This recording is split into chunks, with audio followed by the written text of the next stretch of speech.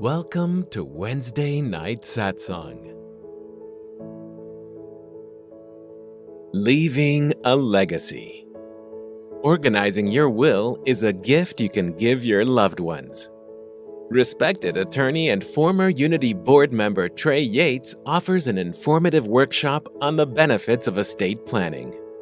Your legacy can shape the future. Join Trey on Thursday, May 4th at 7 p.m. in the chapel. The workshop is free. Please register in advance from the Unity Houston website.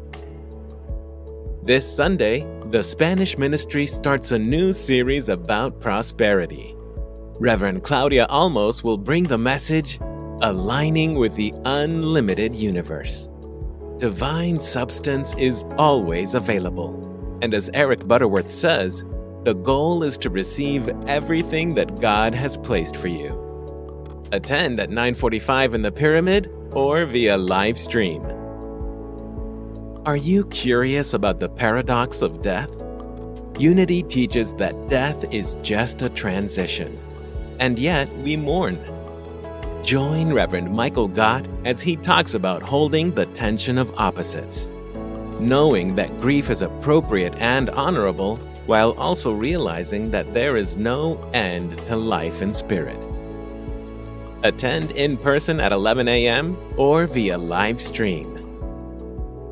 On Sunday, May 7th, Unity Houston will celebrate our wonderful volunteers. Thank you for giving from your hearts to make a positive difference in our ministry, our city, and the world. If you have volunteered in the past year, join us in the Pyramid for a party after the service. At Wednesday Night Satsang, Reverend Jean Marie Eck will talk about being in the world, but not of the world. This approach is called the middle way, and with it, we can experience well-being wherever we are. Join us as we complete our series on Jack Kornfield's pivotal book, The Wise Heart. Namaste.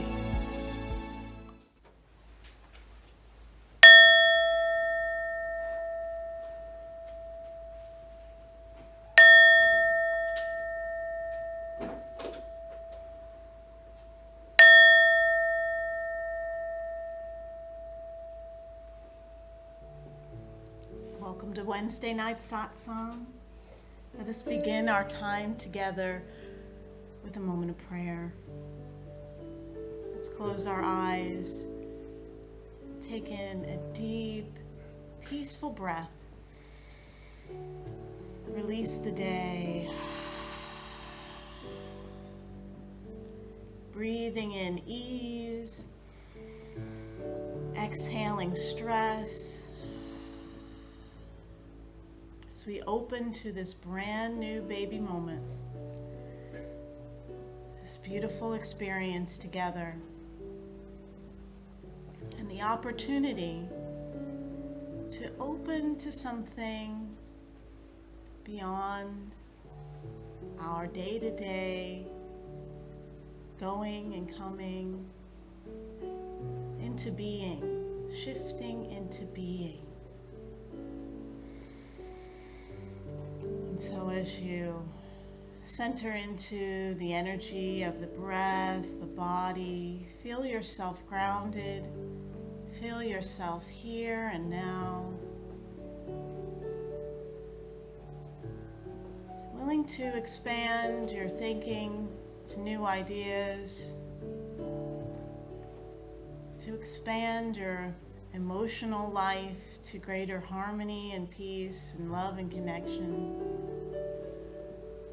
to expand your spiritual understanding to the infinite. We are grateful for this opportunity to join together in unity this evening, to know our oneness and to be at peace. So it is, and so we let it be. Amen and amen.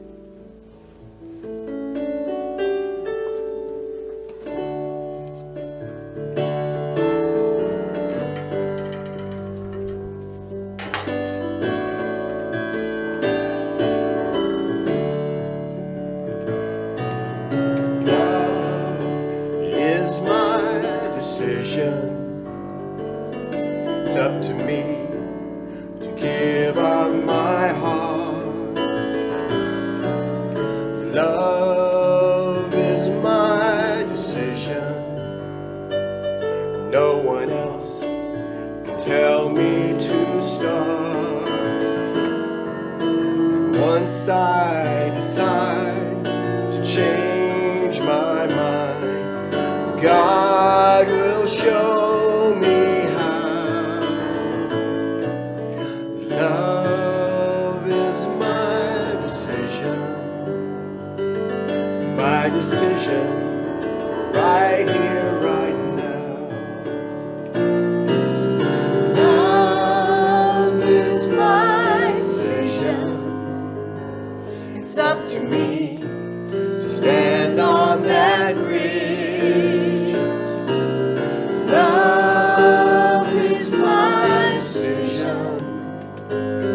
No one else can make me forgive. And once I decide to change my mind, God will show me how.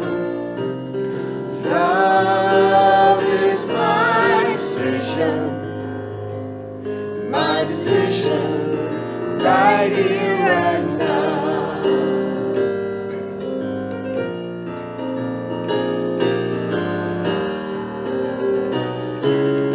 Love is my decision. It's up to me to dance down the road. Love is my decision. No one else can lighten my load. Once I decide to change my mind, God will show me how. Love is my decision. It's my decision right here and now. Love is my decision. It's up to me to dance down the road. Love is my decision. No one else can lighten my load. Once I decide to change my mind, God will show me how. Love is my decision. It's my decision right here and now. My decision Right here and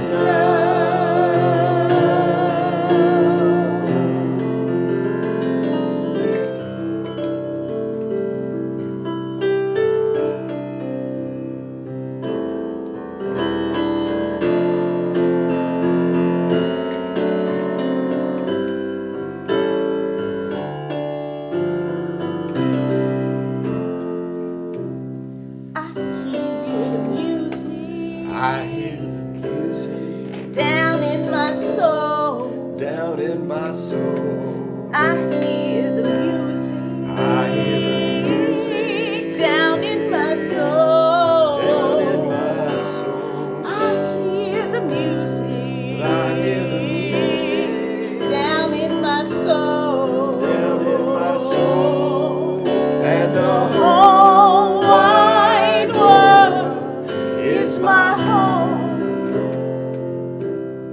I got a new day. I got a new day Down in my soul. down in my soul. I got a new day. I got a new day Down in my soul. down in my soul. I got a new day. I got a new day Down in my soul. down in my soul.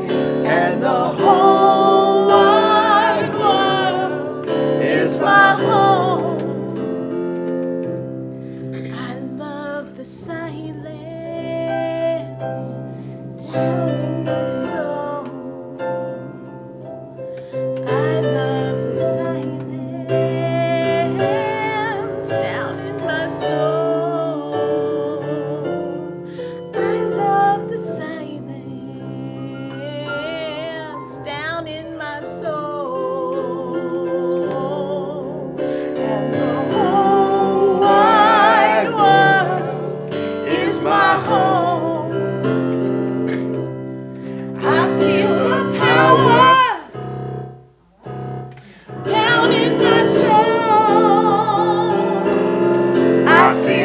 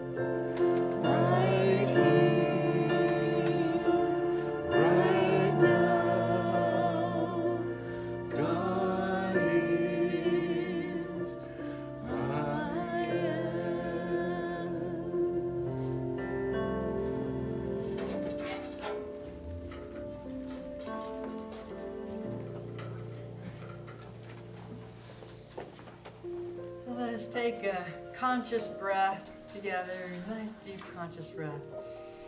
Inhaling and releasing. We breathe all day, every day, but it's good to actually focus on the breath. Give the rational mind something to do.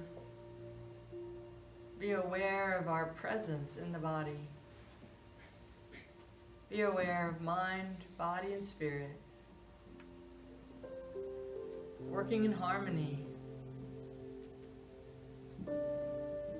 Present here now. And in this space, let's check in with the body. Is there any place that feels tense or tight, or maybe any place that's experiencing any pain or discomfort? Consciously breathe into that space, inviting expansion, relaxation, sending light, warm, healing, comforting light into any space that needs attention.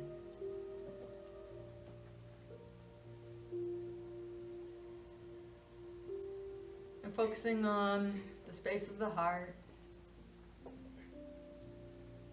what in some cultures they call the heart mind,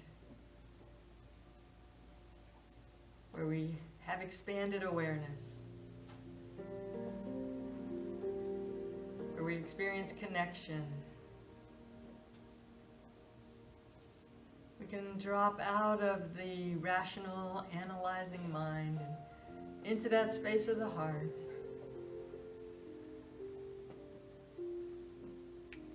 Where we can increase awareness,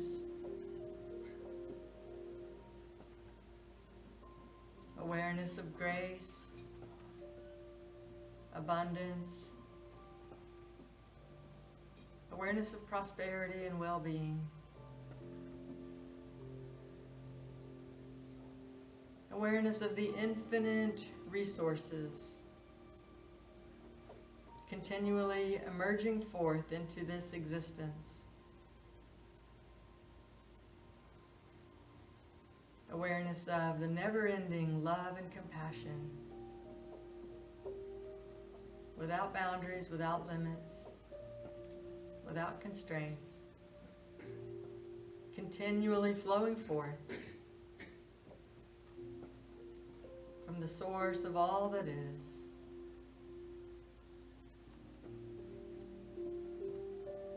Into what we experience as human beings, into what we bring forth as the people we are. Clearing the space.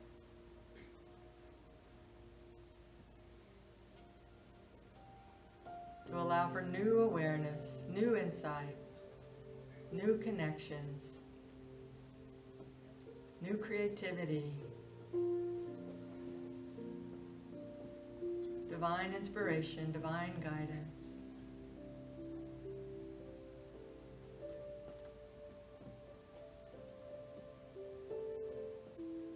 And allow the experience to fill the internal human body, aware of all your senses, aware of your presence.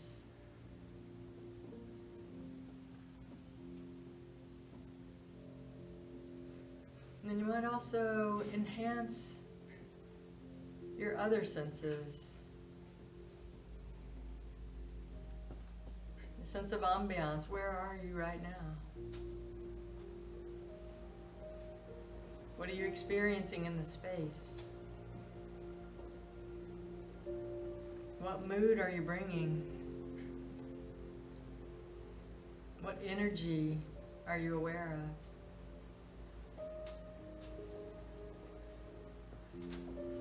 Enhancing your sense of intuition. Maybe recalling a time when you knew what was going to happen before it happened. You knew who was on the phone before you picked it up.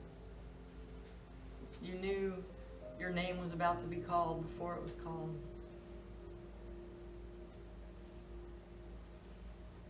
You knew synchronicities were aligning and coming together. You knew when to go, when to stay.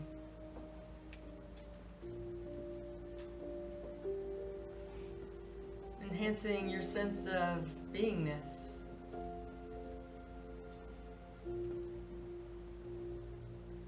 Being a human being, and also a divine eternal being. Allowing the focus, allowing the attention, the concentration on these other senses, so that we can enhance our presence, our effectiveness in the world. So that we're not just relying on our hearing or sight or smell or taste or touch, but we know that we have these other connections, these other sources, these other ways that we experience the world.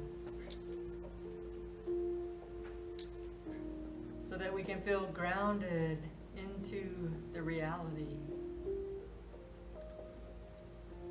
centered in our beingness, encompassing the all in all, encompassing the whole, encompassing all of the human experience, the highs and the lows, the joys and the sorrows, the dark and the light. Putting our spiritual arms around all of it. Knowing that everything is useful, everything is valuable, everything is part of the path, part of the opportunity, the lesson, the possibility of transformation.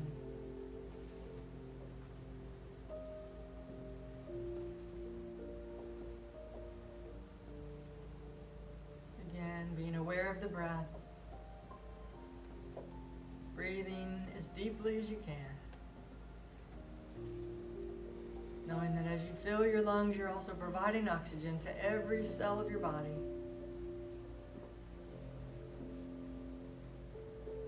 This body that allows you to move through the world, to experience this space-time reality.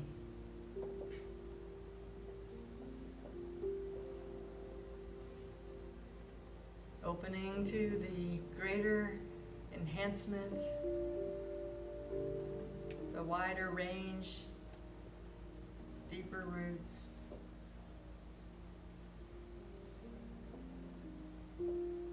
Available for the now, available for what's next.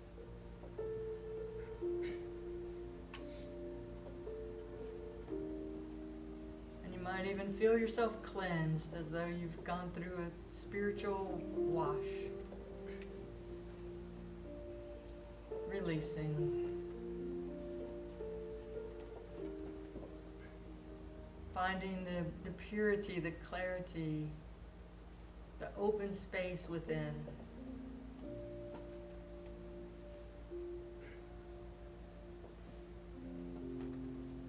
Knowing that you always have access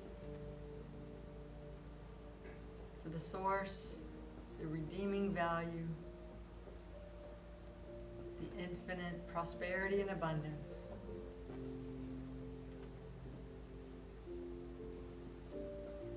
Finding that space where you can release your personal preferences, your criticisms, your judgments, your thoughts, any lack or fear or worry and anxiety, and just be in the moment. And in this beingness, in this moment right here, right now, there's peace. There's grace. There's all that you need for your nurturing, for your nourishment,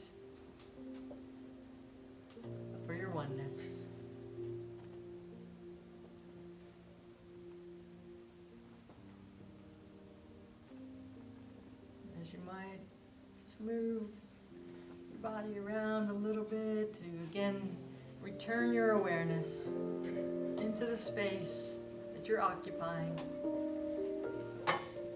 Maybe opening and closing your eyes gently a couple of times. Before you again, just leave your eyes open. Experience the breath. All is one and all is well. And so it is.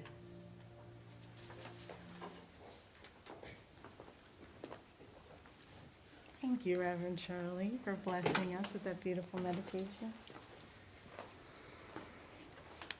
Thank you all for being here tonight. You're all important to us. You know, we keep you in our prayers and our thoughts as we consider this service and how we plan things going forward and types of talks that we give and the music. And we're excited to share with you that as we have loved up this chapel space and we've enjoyed being in here for, I'm not even sure how many months we've been in here, that next week we're going to be back over in the pyramid.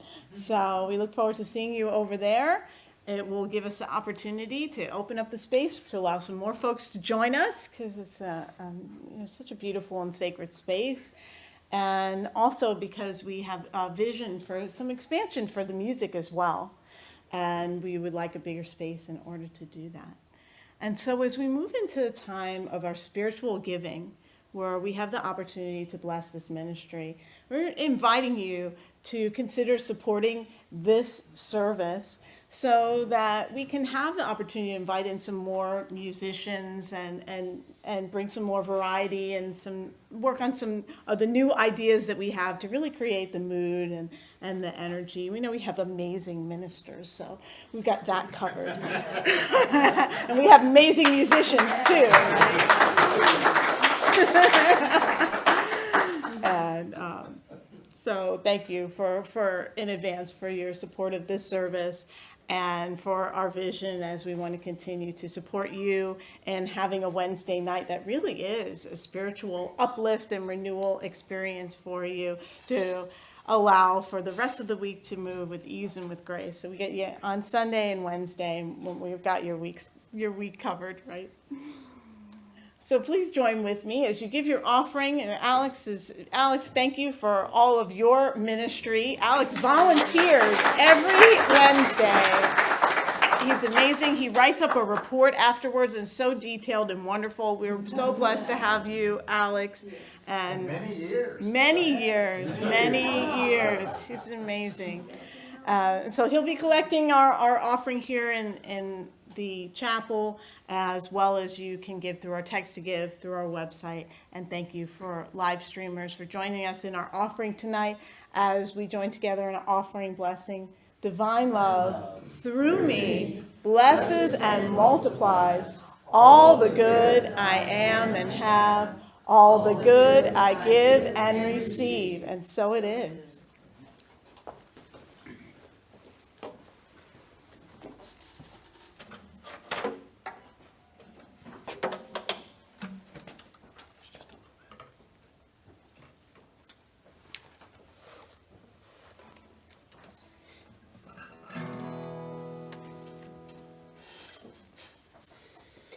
Listen to the moonbeam whisper to the sea.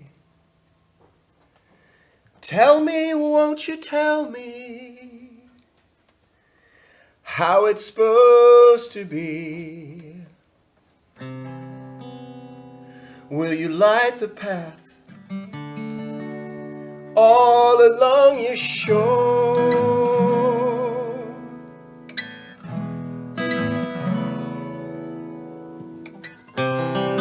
And point the way to what I'm searching for.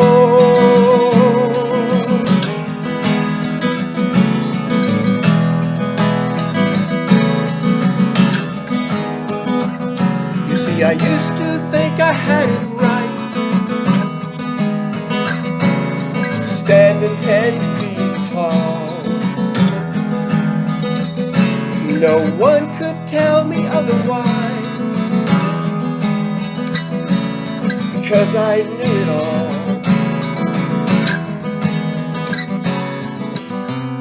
But then I hushed my mouth and opened up my ears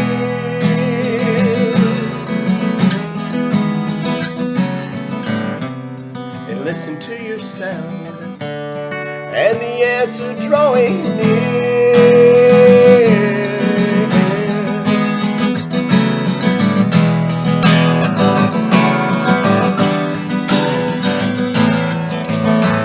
Cause something woke me up tonight.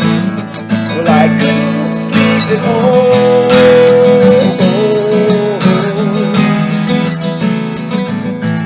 That's when I walked into your light, and that's when I heard you call.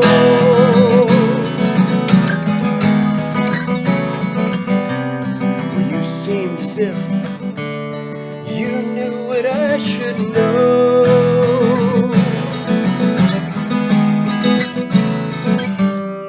that I should end the fight and learn to let go.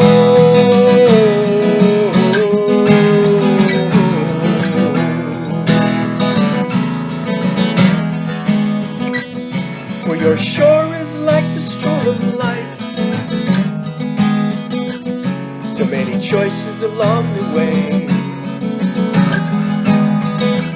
Now I trust you'll guide me with your light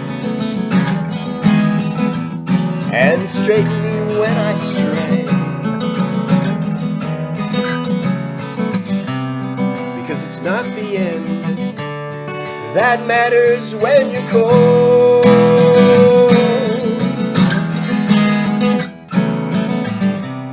It's the journey there that matters after all.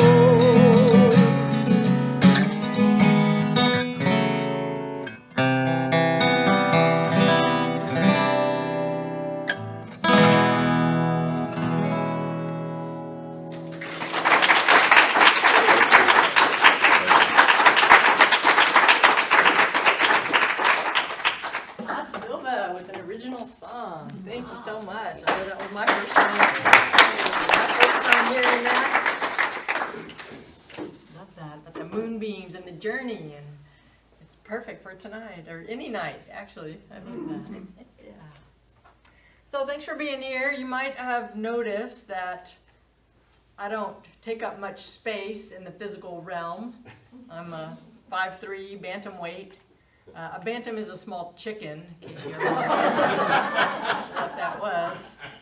But when I have a mystical experience, I feel expansive. In a mystical experience, the limits and the constraints and the boundaries fall away, and I feel just this enhanced sense of possibility, and I want that for everyone. So studies show that most Americans have experienced a mystical or a transcendent time in their life, but we don't commonly talk about that. So why not? Why don't, in common everyday life, why don't we talk about our mystical transcendent experiences? Well, once upon a time, there was a time that science and spirituality were not separated. They were not divided. They were connected, and humans didn't see these aspects of life as separate from each other. Life involved principles from the divine. But during the scientific revolution in the 1600s, and then we had the Age of Enlightenment in the 1700s and the 1800s, science and religion were separated so that people started studying one or the other.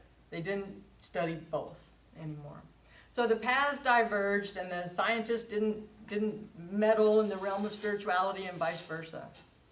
But it also meant that the scientists weren't really free to study things like consciousness and spirituality without sort of being ridiculed or pushed aside. I think we're coming out of that now into a more integrated, holistic experience of beingness and approach to being. I certainly hope that's the case. And of course, science led to many important discoveries and things that we use today. There's all kinds of developments. But as human beings, we also really need to focus on wisdom, virtue, love, compassion, inner meaning and spiritual fulfillment. And when we don't address these aspects of life, people feel empty and disconnected. In the history of Western psychology, the focus was always on problems and on disorders. And as a counterpoint to that, New Thought, personal growth, personal empowerment, self-help, began to focus on the positive aspects of being. How to cultivate trust, how to cultivate generosity and health and prosperity, how to access and embody conscious light and act with integrity. So in the history of New Thought, we have these terms like religious science, divine science, Christian science. Christian science was at one time a generic term that just applied to this approach of melding or bringing spirituality and science back together. Because life is based on spiritual principles that can be distinguished. So today there are some scientists who are studying transcendental states, and people are starting to talk about them. So what do we mean by a mystical experience? It's awareness of oneness. It's clarity about this existence. It's a state of higher consciousness and insight. In a mystical state, your sense of your personal self drops away and you feel universally connected.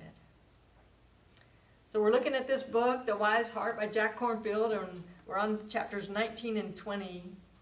He says that expanded consciousness involves a startling shift of identity.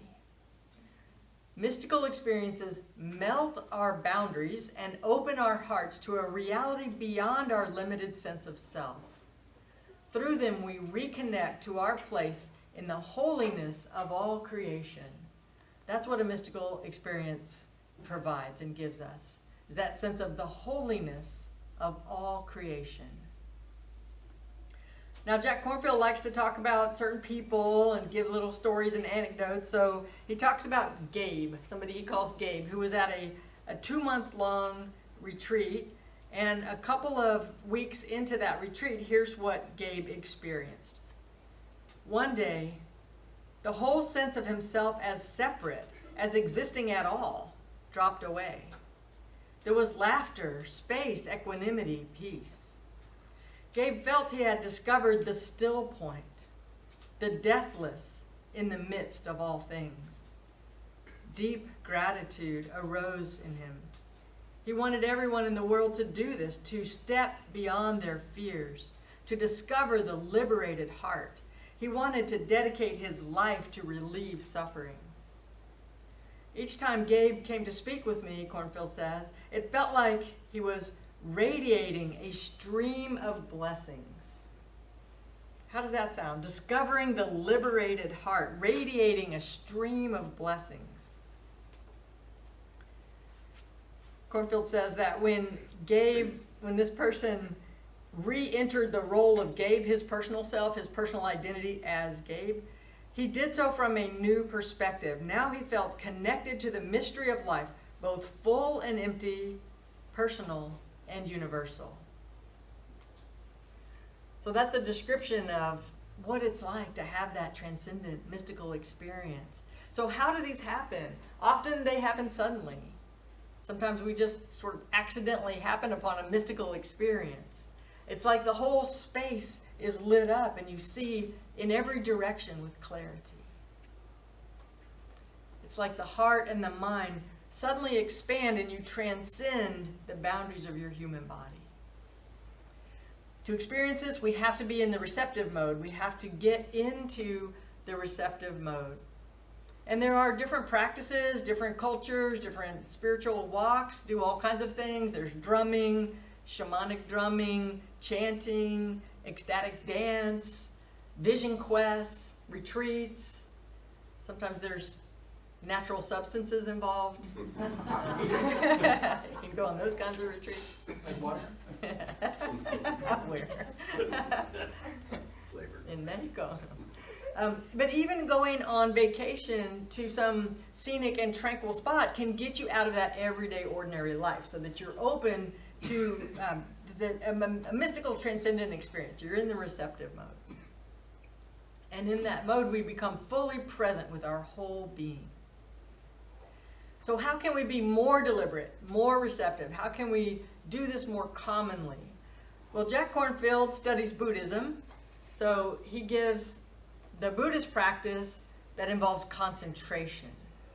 And this is training the mind to focus on the flow of creation, training the mind to focus on the flow of creation that is always happening. Creation is continually happening. So to access or practice mindfulness, one way is to become aware of imbalance and work toward balance. Now by imbalance, I mean anything that triggers an attachment. An imbalance is anything that triggers a reaction, anything that feels incomplete. And an imbalance is not bad or wrong, it's just a message. It's just something to notice. For example, sometimes we can get attached to a thought of respecting somebody, of wanting to learn from them, wanting to be around them, wanting to spend time with somebody. It's a reaction, it's an incompleteness. You can consider it an imbalance, but it's not a negative thing, it just is. But when we return to balance, we feel complete. Like maybe we do study with somebody for a time and maybe we feel complete with that. We're ready to move on.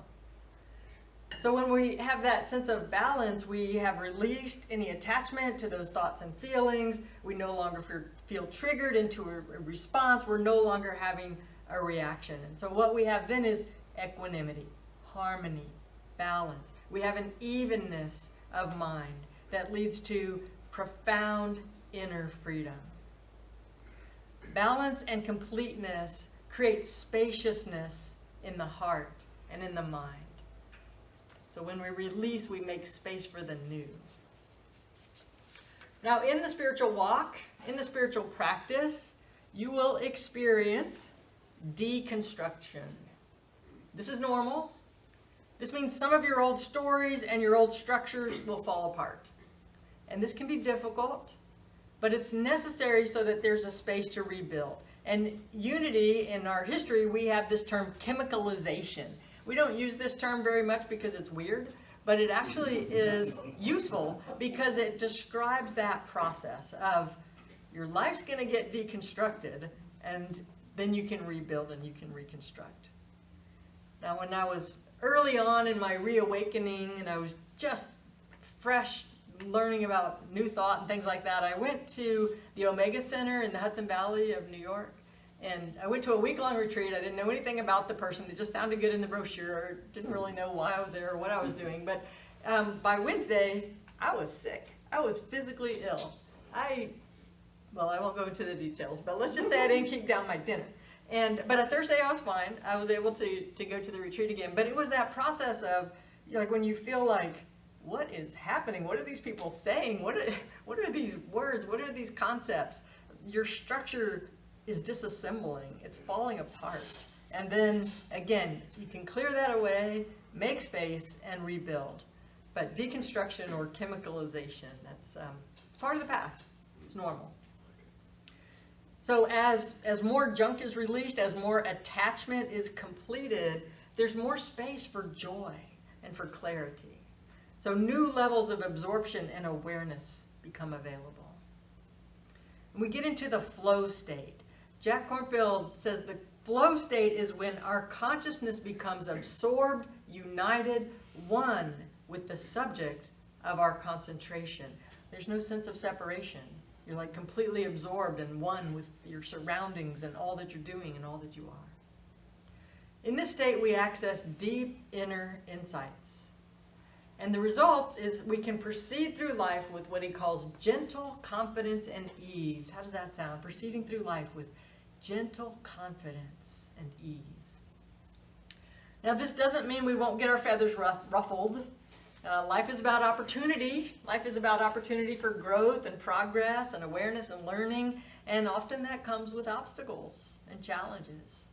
So when we're on the spiritual path, it doesn't mean that we're not going to get disturbed. We are. We are going to get disturbed. But maybe they won't be so dramatic. Maybe we'll be able to get through them with less drama, with less attachment, with less of the turmoil of emotion.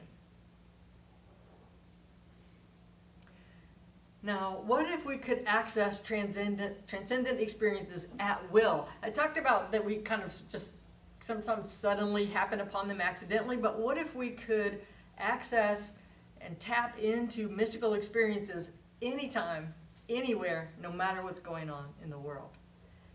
Jack Kornfield says this involves radically retraining our minds, which requires steady, patient effort. And he talks about a teacher that he had who said that choosing thoughts is like choosing fruit. So if you go to pick out an apple, hopefully you're not picking out one that's moldy and decaying and rotten and maybe has bugs crawling out of it. No, hopefully you'll pick out the apple that looks nourishing, that looks nurturing. And we can do the same with our thoughts. So we can choose consciously thoughts that lead to our well-being and nourishment, just like we would pick our food, or just like hopefully we do pick our food. So we can be mindful, focus on what we're selecting. And with practice, we can more readily and easily access the stillness, the capital S stillness, the silence, the beingness of existence.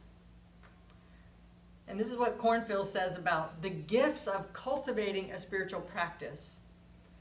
The fruit of transcending our small self is the awakening of reverence, a newfound spirit of compassion and holy interdependence.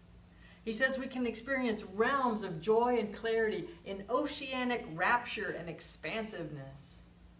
And for his own practice, what he's experienced, he says, he talks about disappearing into love-filled, radiant light for hours at a time, becoming like a combination of a laser, a fountain, and a star. And I don't know about you, hopefully it's not just me, but when I get into sometimes these mystical experiences, there's a lot of humor there. There's a lot of playfulness. There's a lot of delightfulness. The delightedness at being able to experience being a human being, having a human body, and being able to experience the joy and the wonder and the awe and just like the eternal, the infinite isness that always is, being able to be an insect, be a dolphin, be all this variety of myriad human beings that we have on the planet. I mean, that's fun. It can be fun, even through the difficult times. So there's like a bubbly effervescence that can arise. So a mystical or transcendent experience is not an end point. It's not a destination. It's not the end of a journey. It's a beginning. A mystical experience is the beginning. Because the idea is to apply the new awareness in our actions, which includes our conversations. It's not to stay there, but to come back and take action from whatever insights and creativity and solutions that have emerged. So we want to act on the change. We want to be the change. We can proceed with an open mind that's open to insight, open to intuition, open to cultivating wisdom. And Kornfield says the real blessing appears when we can bring the experience of the transcendental to illuminate the miracle of the ordinary. From the transcendental, like celebrate and honor and illuminate the miracle of the ordinary. What does that mean? It's amazing that plants grow. It's amazing that we can go to the grocery store and there's foods from all these different countries just there available on the shelves. It's a miracle that packages get delivered. I mean, there's just so many things that happen every day. So the miracle of the ordinary, that we can even be amazed by that and celebrate the wonder and the awe and the joy. So let's have a world where everyone unfurls wings and takes flight into the mystical dimensions of mind and spirit. And that's what we're about on this journey. We're about finding our way back to divine oneness. Thank you.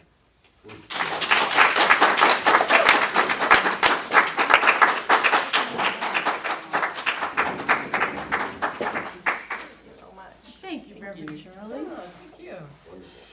Taking us into that mystical space. One of my favorite things to talk about. Joy, awe, wonder, clarity. Yeah, so I'm glad I had those chapters. Thanks. Yes. That worked for me. that's usually when people find unity, that at some point early in the journey, they have some kind of mystical awakening, or maybe it's that brings them here, that we hear about, and you're never the same after that. Yeah, It does. It's like just the very structure of your internal nature changes. I love chemicalization, by the way. It's actually get really excited about it because it has given me a greater understanding of like illness and when different things happen that they're a spiritual opportunity, but especially is useful when I'm teaching classes here at Unity, that when somebody is going through some kind of physical thing that's happening during the week, I can go, oh, that's one, it's about them, because I remember not to take things personally, and two, that it is that coming up, the mind coming up against these new ideas and trying to make a space for it, and the body is adjusting, and then it all comes into harmony at some point, usually. Yeah, exactly. My teacher, Nathaniel Newby, talks about structural coupling, that we have a structural coupling to the world, and when that comes unhinged, it can be very disturbing. And it reminded me, I did have a quote from the Gospel of, you can't call it Gospel, sorry, Thomas. It's not in the Bible. It was whoever wrote the Bible kept it out. But it was written around the same time about Jesus. But I want to read this. Those who seek should not stop seeking until they find. When they find, they will be disturbed. When they are disturbed, they will marvel. And that's just part of the process, right? It's just like the chemicalization that you're talking about. We seek, we find, we get disturbed. What's this? What's happening? And my structural coupling to the world is shifting. Now what do I do? And that's where we rebuild on the foundations of these teachings that we have. If we weren't disturbed, we just keep going along in the same way we've been enculturated into thinking, right? So it's that which feels uncomfortable, which is actually like spurring us into the greater possibility. Oh. Like how we're feeling uncomfortable in the chapel and wanting to expand into the pyramid. Yeah, so there's a purpose for the disruption. Is that a word? Disruption? Oh yeah, disruption. There's a purpose for it. I'm all for creating new words. Yes. Yeah, but I think normalizing that, just embracing all of it, encompassing all of it, then when we do, even like no matter how spiritual we think we are, we're going to get upset sometimes, we're going to get triggered. And that's okay. That's okay. We just need to listen to the moonbeam, right? Out of time.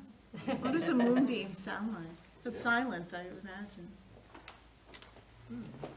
I'd like to see the lyrics to the song. Yeah. So let's take some time to go back in, touch into the mystical again as we pray. Feel gratitude for expansive ideas. Breathe into your heart space. This is a time to check in.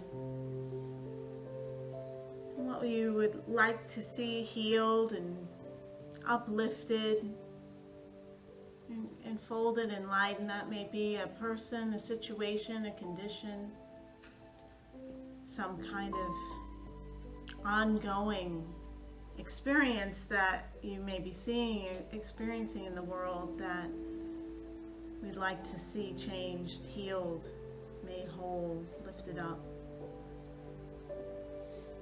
Now is the opportunity to speak the names of those you'd like held in prayer into the space as we hold them in light together.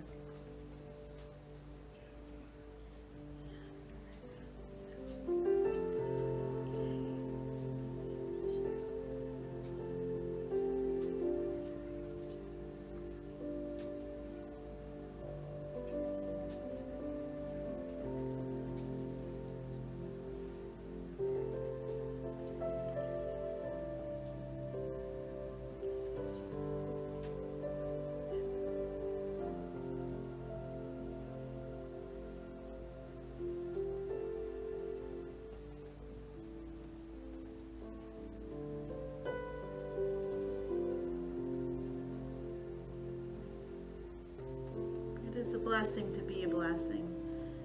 And so we know that as we send this love and light and healing energy out into the universe,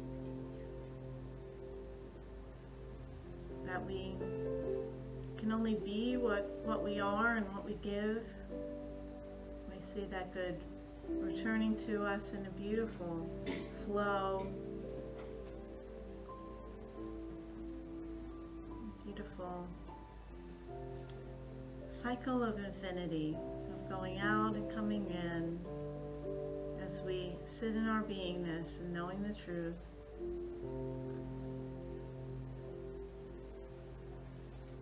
And grateful for the awareness that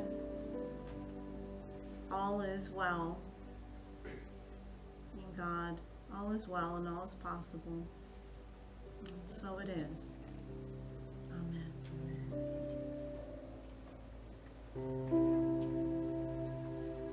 Our metta practice is a way that we practice gratitude and experience the connection with the universal.